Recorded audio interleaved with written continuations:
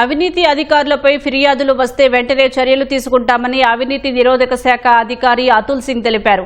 విజయవాడలో vigilance week కార్యక్రమంలో భాగంగా రైడ్ అగెనిస్ట్ కరప్షన్ ర్యాలీ నిర్వహించారు. ఏ స్థాయిలో అవినీతికి పాల్పడినా ఉపేక్షించేది లేదని అతుల్ సింగ్ హెచ్చరించారు.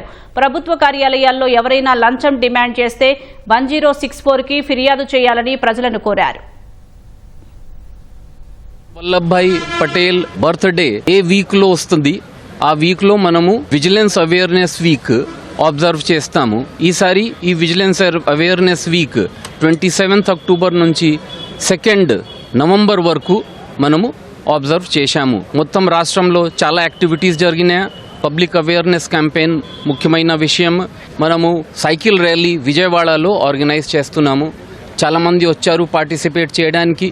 Public awareness anti corruption issues మీద ఎలా ఉండాలా దానికోసమే సైకిల్ ర్యాలీ ఆర్గనైజ్ చేయడం జరిగింది.